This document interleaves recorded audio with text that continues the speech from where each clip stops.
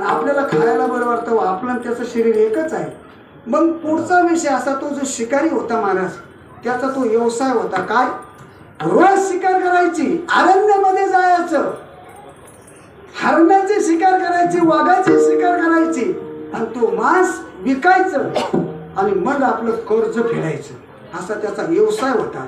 पण एक दिवस असा प्रसंग घडला की त्या दिवशी बिचारा तहानीने व्याकुळ झालेला होता, पोटामध्ये अन्नाचा कण नव्हता, सकाळपासून शिकारीच्या शोधामध्ये होता. तो अरण्यामध्ये गेला, गेल्यानंतर इकडे तिकडे भडकू लागला, कशासाठी, शिकार पाहण्यासाठी. त्याला शिकारच कुठं भेटेना, कुठंच शिकार मिळेना. मग त्यानं विचार केला, आपण एका नदीकाठी एक झाड होतं महाराज, त्या झाडावर जावं, लपून बसावं आणि बाण काढावा आणि शिकार करावी. म्हणून तो त्या झाडावर गेला, त्या फांदीवर बसला, त्या फांद्या तोडू लागला. आता ज्या झाडावर बसला ते झाड कशाचं होतं, बेलाचं झाड होतं. आता त्याला त्या दिवशी दिवसभर उपास झाला होता, अन्नाचा कण पोटात नव्हता. आणि त्या दिवशी महाशिवरात्री, योगानं महाशिवरात्र आली. दिवसभर उपाशी होता, वर झाडावर बसला, योगानं ते झाड बेलाचं निघलं आणि वर झाडावर बसला, असा शिकार पाहायचा.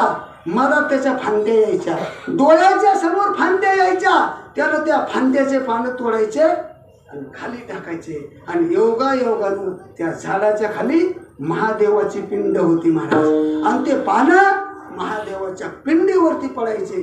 रात्रभर त्याला उपास झाला, ते पानं तो त्या पिंडीवर टाकायचा, आपोआप पानं पडायचे. आणि तेवढ्यामध्ये एक गर्भवती हरण तिथून चालली आणि पाहिल्यानंतर त्या शिकाऱ्याला आनंद वाटला आणि त्यानं विचार केला, अरे शिकार आली, शिकार. लगेच त्याला बाण काढला आणि बाण मारणार.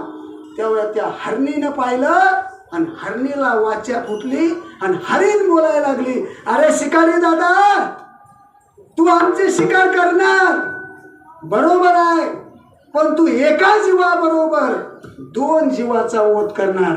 मी गर्भवती आहे, माझ्या पोटात बाळच आहे, आणि जर तू मला मारायचं असेल तर मी घरी जाते आणि नंतर पाडसाला जन्म देते आणि परत वापस येते, तेव्हा तू मला मार, माझ्या पिलाला मारू नको. महाराज त्याला कळालं.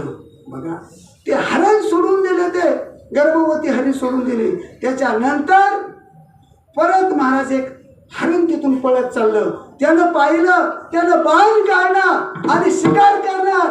तेवढ्या ते हरण बोलायला लागला, अरे तू मला मारायला लागला, पण मी कामातूर झालेलो आहे, मला माझ्या पत्नीचा शोध घ्यायचा, माझ्या पत्नीला मला भेटायचं, मला घरी जाऊ दे, माझी कामातूर इच्छा पूर्ण होऊ दे, आणि तेव्हा मला मार. आणि जर तू मदत मारला ना, जन्म घेणे लागे वासनेच्या संगे, तेच झाले अंगे हरी रूप.